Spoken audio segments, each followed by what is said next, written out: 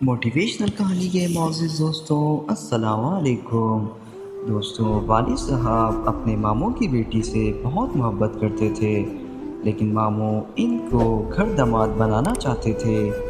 بڑی مشکلوں سے والد صاحب کی آرزو پوری ہوئی اور کوثر خانم ان کی شریک حیات بن گئیں۔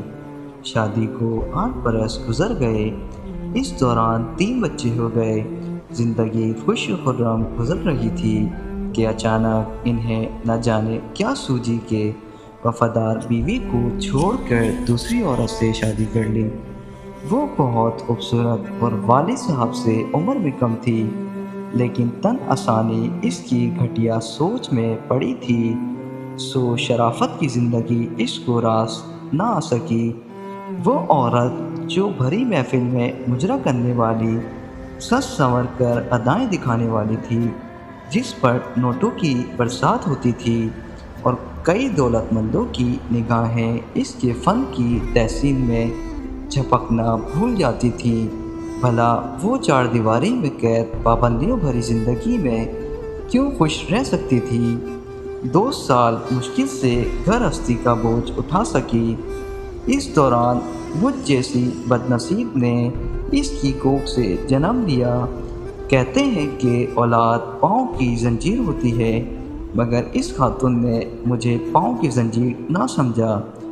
جن دنوں میں 1 سال کی تھی، ماں نے ایک رئیس زادے سے غیر شرعی تعلقات بڑھائے، جس کا نام افروز احمد تھا۔ یہ شخص میرے والد کا بہت اچھا دوست بھی تھا۔ اس کی قیمتی جائیداد بیرون ملک میں بھی تھی، دولت بھی اس کے پاس بے پناہ تھی۔ میری ماں کو زیادہ پیسے کی ہوس نے دیوانہ کر دیا تھا اور اس نے چاہنے والے خاوند سے طلاق کا مطالبہ کر دیا۔ وہ امریکہ، برطانیہ، فرانس گھومنا چاہتی تھی، سو میرے والد کو چھوڑ کر اس رئیس زادے کے ساتھ بیرون ملک چلی گئیں۔ والد نے مجھے اپنے پاس رکھ لیا۔ 3 برس کی تھی کہ والد صاحب کو دل کا دورہ پڑا۔ وہ بچ تو گئے مگر کام کرنے کے قابل نہ رہے۔ وہ میری بے وفا ماں سے دلی محبت کرتے تھے اور اپنی آدھی جائیداد اس کی نظر کر چکے تھے۔ اس کی بے وفائی کا غم ان کے دل کا ناسور بن گیا اور وہ کاروبار کی دیکھ بھال بھی ٹھیک سے نہیں کر سکتے تھے۔ اپنی کمزوری کے سبب قاصر ہو رہے تھے۔ جس عورت کو ایک دلدل سے نکال کر دل کے سنگ سر پر بٹھایا تھا، اس نے عزت کو مٹی میں ملا دیا۔ یہ داغ ایسا تھا کہ وہ اسے اپنے آنسوؤں کے سمندر سے بھی نہیں دھو سکتے تھے۔ یہی صدمہ ان کو لے ڈوبا اور دوسرا دورہ جان لیوا ہوا۔ والد کے وفات کے بعد میں بے یار و مددگار ہو گئی۔ ستیلی پاں اور اس کے رشتہ داروں نے بھی مجھے قبول نہ کیا۔ میں جائیداد میں حصے دار تھی، اسی لیے ایک دن ستیلے ماموں نے مجھ کو یتیم خانے میں لا چھوڑا، جہاں میری تقدیر لکھ دی گئی۔ اس کے بعد کوئی مجھے ملنے نہ آیا۔ میں یتیم خانے میں پلی بڑھی، اس جگہ کا کیا بیان کروں؟ یہی کہوں گی کہ صبر شکر کے ایک چھت 4 دیواری اور روکی سوکھی بھی ہم جیسی بے آسراؤں کو یہاں مل جاتی ہے تو سانس کی ڈوری برقرار رہتی ہے۔ اکثر یتیم خانے بھی ایک طرح سے معصوم ذہنوں کے لیے عقوبت گھر جیسے ہوتے ہیں۔ میں یہاں اپنا نام فرضی لکھوں گی، کیونکہ میں یہ سمجھتی ہوں کہ ناموں سے کوئی فرق نہیں پڑتا، اصل پہچان یہ ہے کہ آپ کا خاندان کون سا ہے اور کس کی بیٹی ہیں۔ یتیم خانے کے رجسٹر میں نام درج ہونے کے بعد میری اصل پہچان انہی کاغذوں میں گم ہو گئی۔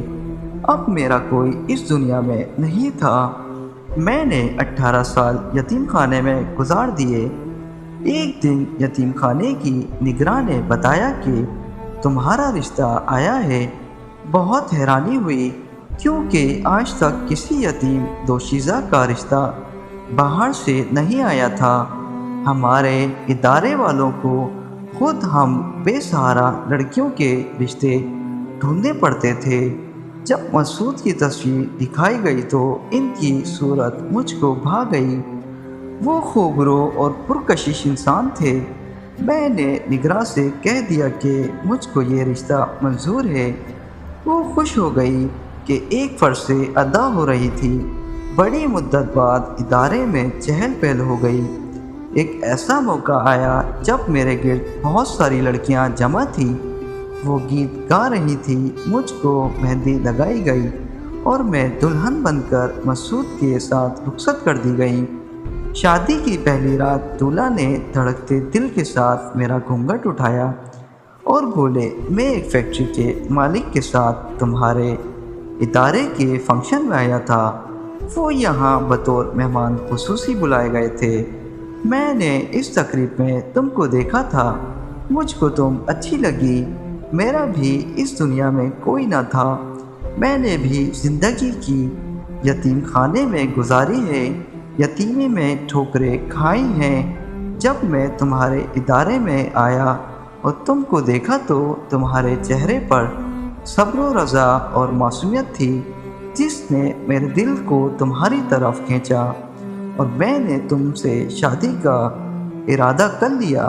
میں نے فیکٹری کے مالک کے والد سے تمہارا ذکر کیا تو انہوں نے ادارے کے سربراہ سے ملاقات کی کہ یہ ایک نیکی کا کام تھا۔ بس ان کی ضمانت پر ان لوگوں نے میرا رشتہ تمہارے لیے دینا منظور کر لیا۔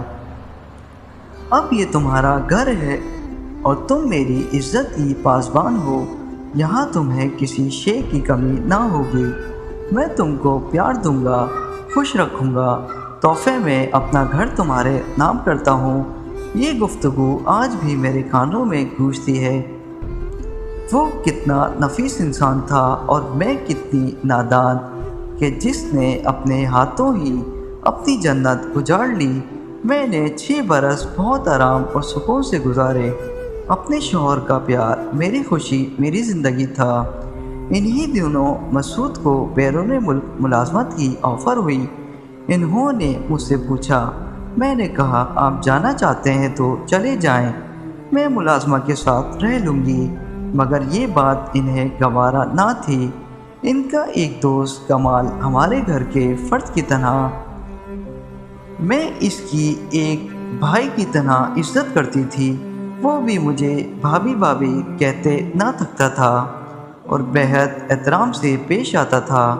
اس کا کاروبار بہت وسیع تھا۔ اس کے پاس دولت کی کمی نہ تھی، غرور نام کو نہ تھا۔ وہ ہمارے ساتھ خوشی خوشی دسترخوان پر بیٹھ کر کھانا کھا لیتا تھا۔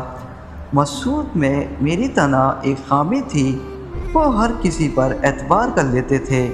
وہ کمال کو اپنا بھائی سمجھتے تھے۔ جب کمال کو علم ہوا کہ مسعود بیرون ملک جانا چاہتے ہیں تو اس نے ان کو یقین دہانی کرائی کہ تم بے فکر ہو کر جاؤ، میں اپنی خالہ کو بھابھی کے پاس چھوڑ دوں گا اور خود بھی ان کی خبر گیری کرتا رہوں گا۔ انہی دنوں میں نے مسعود کو خوشخبری سنائی کہ میں امید سے ہوں۔ وہ بہت خوش ہوئے، کہنے لگے، اب تو میں تم کو کسی صورت چھوڑ کر نہیں جا سکتا۔ میں نے مشورہ دیا کہ وہ بچے کی پیدائش کے بعد جائیں۔ مسعود نے میری بات مان لی اور اس آفر کو قبول نہ کیا، یعنی وہ بیرون ملک نہ گئے۔ میں نے ایک بیٹی کو جنم دیا۔ ان کی خوشی کا کوئی ٹھکانہ نہیں تھا۔ زندگی میں کبھی کسی انسان کو اتنا خوش نہیں دیکھا تھا جس قدر وہ خوش تھے۔ ایک یتیم بچہ جس کو کبھی ماں باپ، بہن بھائی، عزیز و رشتہ داروں کا پیار نصیب نہ ہوا ہو، خود باپ بن جائے تو اس کے لیے یہ بات کتنی خوشی کا باعث ہوتی ہے۔ سال بعد کمال نے ایک روز مسعود سے کہا، تم اگر بیرون ملک جانا چاہتے ہو تو میں تم کو امریکہ بھجوا سکتا ہوں۔ مسعود بیٹی کی پیدائش کے بعد اب جانا نہ چاہتے تھے، لیکن پھر بچی کے بہتر مستقبل کی خاطر راضی ہو گئے اور ہماری دیکھ بھال کمال کے سپرد کر گئے۔ ان کے جاتے ہی کمال اپنی خالہ کو لے آیا۔ ان سے مجھے مدد اور حوصلہ ملا۔ کمال کا بھی میرے گھر آنا جانا لگا رہا۔ وہ ہفتے میں 3-4 بار آتا اور مجھ سے تنہا تنہا کی باتیں کرتا۔ باتوں باتوں میں اس نے میرے بارے میں ساری معلومات حاصل کر لی۔ ایک دن اس نے کہا کہ میں تمہاری والدہ کا پتہ کرتا ہوں کہ وہ کہاں ہیں، اگر سراغ مل گیا تو ان کو گھر لے آئیں گے۔